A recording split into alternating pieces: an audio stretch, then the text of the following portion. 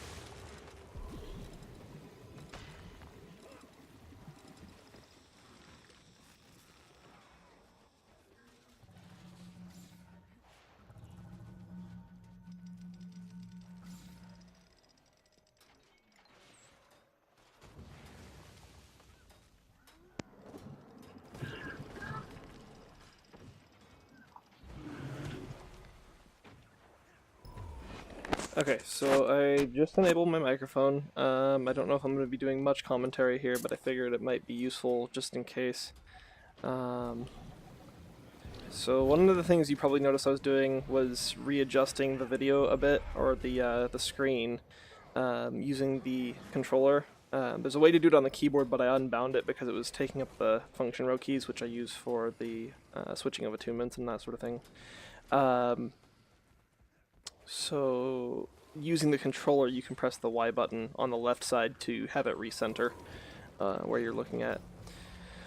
But one thing I did want to note here is that this is actually a lot of fun doing it this way, even if it's actually a fair bit harder. Like, I just died there, which is actually fairly normal. I probably should have got out of the circles instead of talking. But let me turn my display back on there.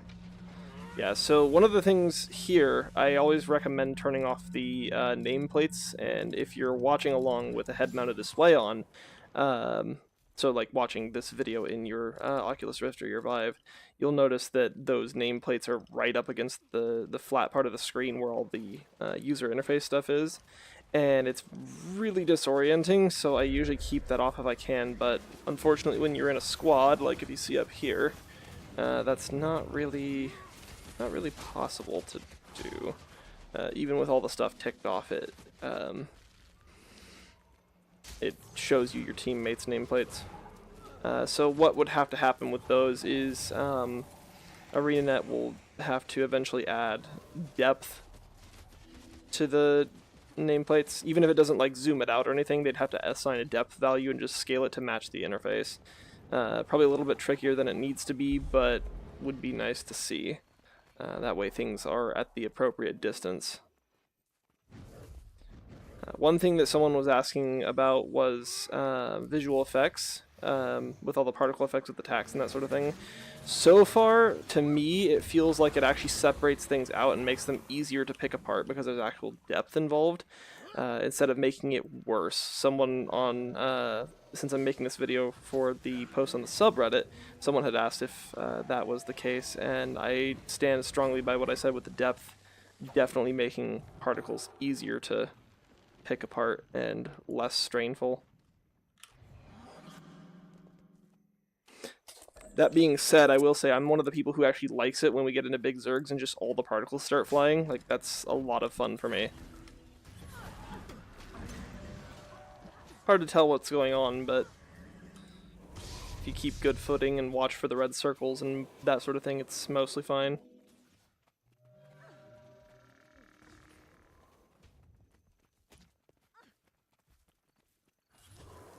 One thing that I will do too is zoom in and out a lot depending on the situation that I'm in, especially with the 3D effect going on. You can do first person like this, and it certainly works alright, but you aren't able to really see what's going on around you, especially when I turn the HUD off so that it's a bit easier to kind of play. And that staff bug, oh my god. I wish it were intentional, so like if you could see it with your character on the side and it was properly done, but that just gets in the way.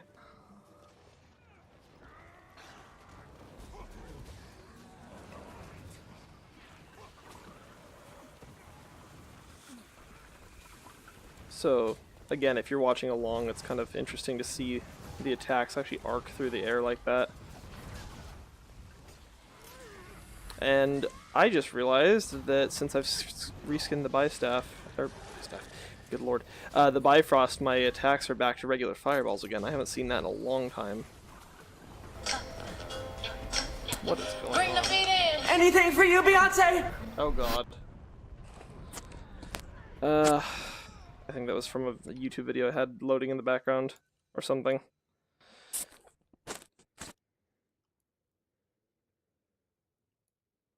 And I died. Okay. So,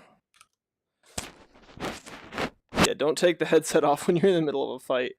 That's not good. Let's see, we're green team, so back here. And make sure to check out the video with the head-mounted display view later on. I'm not recording them at the same time, so it'll be two different gameplay sessions, but you'll be able to kind of see what it's like to be inside the virtual desktop to some extent. One thing to note is that the recording will be very jittery, but looking around inside the actual headset itself is really, really smooth. So like if I turn my head left and right, I see everything move at the speed that it should, but if you go to look on the recording, it'll just be like a hot, jittery mess. But the point here is mainly to just illustrate what it's like to do this. And at some point, I really, really want to get Vorpex to see if I can actually get it to properly run in full VR mode, so I can actually tilt my head around and look at things. I mentioned on a forum a tool called Open Tracker, which will help you to use your headset as a mouse pointer, more or less, and then be able to use it. If that's the case, then I won't actually need to buy Vorpex at all. I could just do Trite F3D.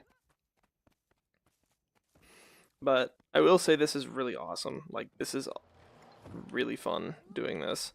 I'm gonna have to try some other games out at some point. But I am just sitting here using mouse and keyboard. For anyone wondering, the controllers don't really make a lot of sense for a game that doesn't have built-in controller support.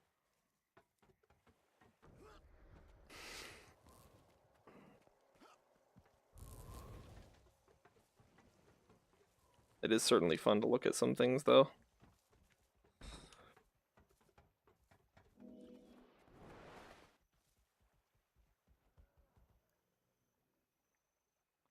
Let's see, where did my white tag commander go? Not there.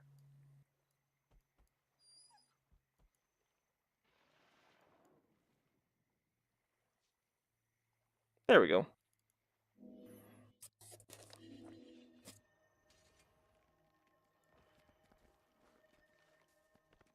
Do you require my assistance? Let's see, where am I? Tier 2 participation, that's fun. I already finished my chests for the week, so I'm good to go. 2 out of 6 pieces in legendary armor so far. Excelsior. And this is going to make it a lot easier to deal with getting through. At least I think it'll be more fun. But yeah, this is actually a lot better than I had it going last night. For whatever reason, Virtual Desktop was doing this thing where I would pull my headset off and I would look at the screen that the game is rendering on, and the game would be rendering at a perfect 60 to 80 frames a second or whatever it was at the time, and I would put the headset on and the Virtual Desktop would just be incredibly laggy. That doesn't seem to be the case today, so I'm wondering if just restarting my system fixed something that was going on, or if there's less programs running that are interfering with it.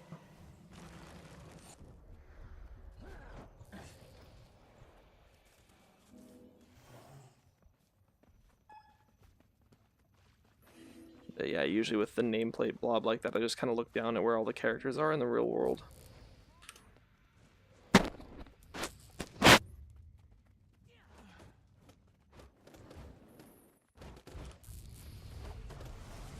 So here is a hot mess of particle effects for you. What I want to do is get into a fight. Like an actual Zerg versus Zerg fight.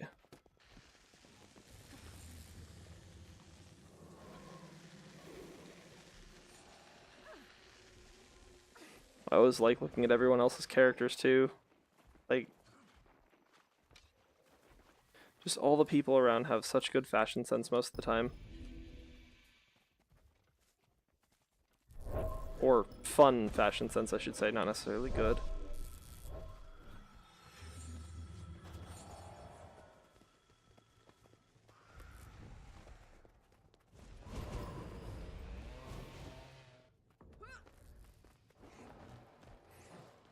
And Aurora, that's right, Aurora, it looks awesome. And so do these little trails and things when you're following someone. Those are cool. There's that starry jackal pup thing that you can get that has a trail as well. That was like one of the prettier things that I've seen. Though I have a lot to play around with in this to figure out what's good and what's not. The other thing too you get is a really good sense of scale, like being able to just look up in this and see how huge these actually look, especially if you've got your character set to be what you, like your actual height is in real life. So I'm a pretty tall person, so I had to make my character higher than, you know, on the height slider. Not quite Norn tall, obviously, but just looking around at things, it's really interesting to see like what things would look like kind of in real life, kind of not really. Then being able to judge distance like that looks like a really cool hill you could run down and ugh.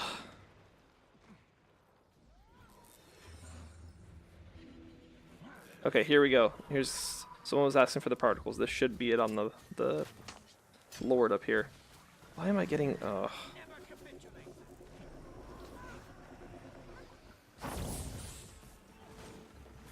Okay, that just looks cool. Okay, definitely a lot easier to pick things out.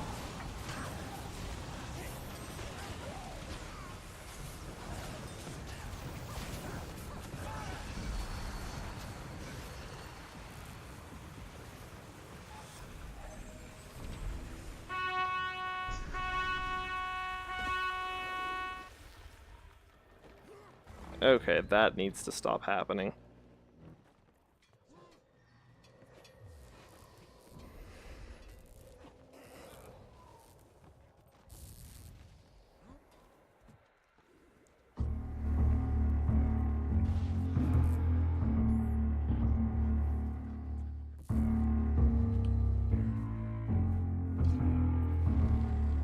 That's funny.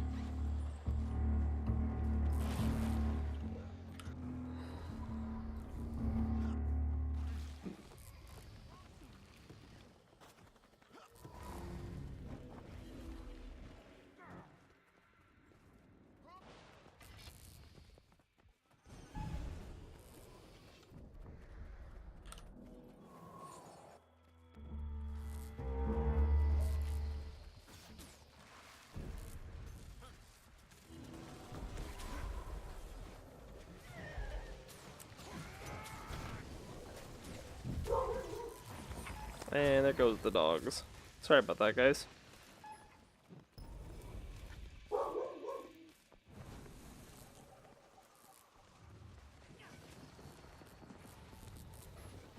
Okay, so like little things like this, just like looking in the actual depth of the fountain water is fun, and watching the door get actually hit by the rams, kind of, well, I mean, 10 feet away, but, you know, the same thing.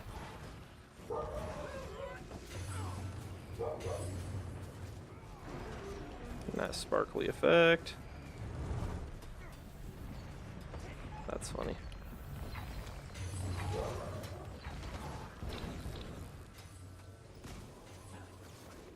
Alright, so I'm not going to be much use on the door itself, so I'm just going to kind of come look around at certain things. I guess.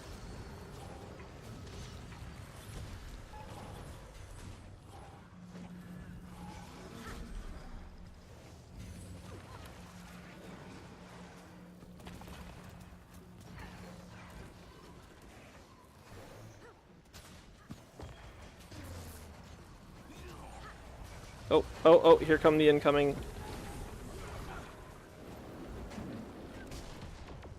God damn it.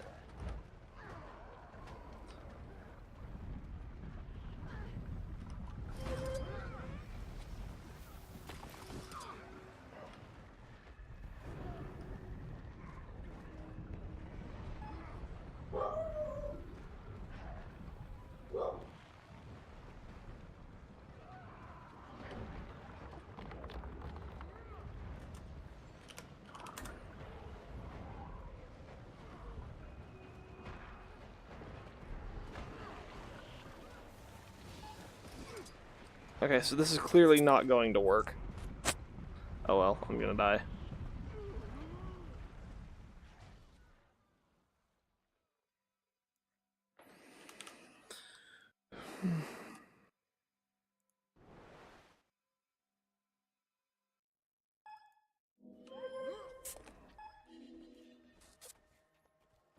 Okay. There needs to be a way to shut that noise off. How interesting. Embrace simplicity.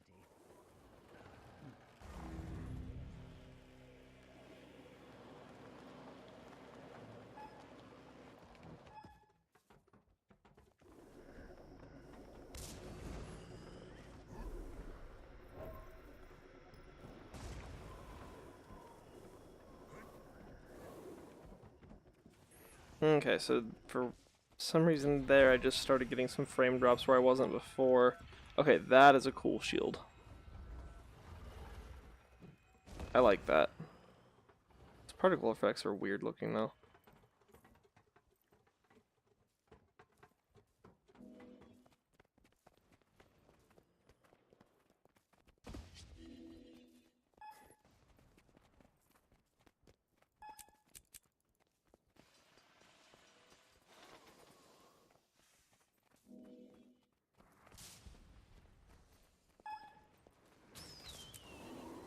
The Formuoli! I remember that one. Fun person.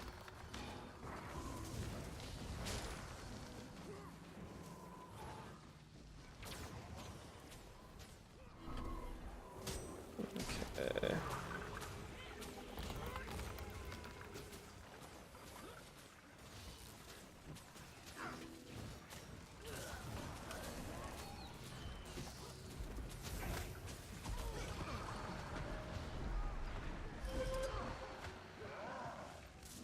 Up and over.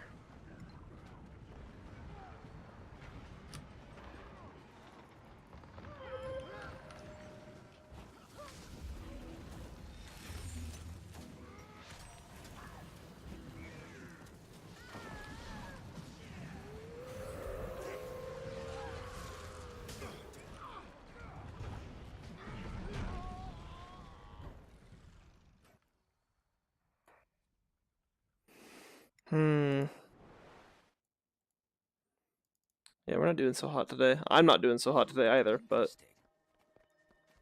Oh well. Excelsior.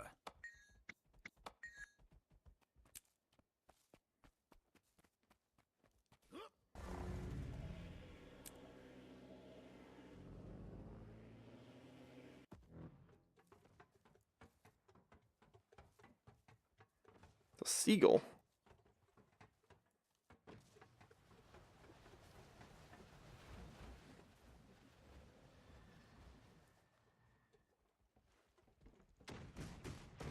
The Bifrost is actually pretty cool. Need to switch that back. So here, obviously, is what the menus look like when you're doing that. Go to wardrobe. Too many skins. No, not the legend. Where's the Bifrost?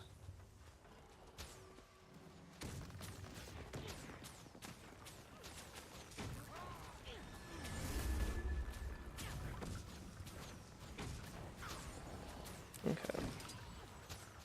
Another thing you might notice is that my mouse speed is a little bit slower than it probably normally would be. That's because when I'm in the head-mounted display, the visible area that I'm moving across, it feels way too fast when it's at the normal settings, so you have to kind of tamp it down a little bit to make it feel like it would on your desktop.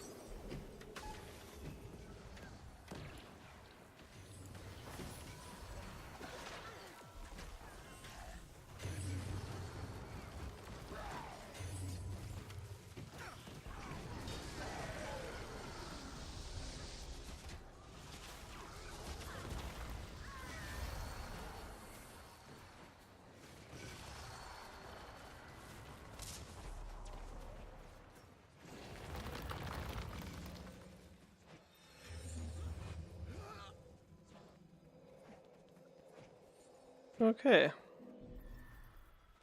So I think that kind of more or less demonstrates about what you should be able to expect from this, give or take. Like I said, it really doesn't feel the same when looking on it like on a monitor compared to what's going on in the headset. So if you can, what I would recommend doing is number one, if you have virtual desktop or big screen, open a monitor like a video in your monitor on your main desktop. Put big screen or virtual desktop into side-by-side mode, or half side-by-side in virtual desktop, and then just play the video like normal. Don't do the download feature in virtual desktop. That one's kind of weird and does some strange things.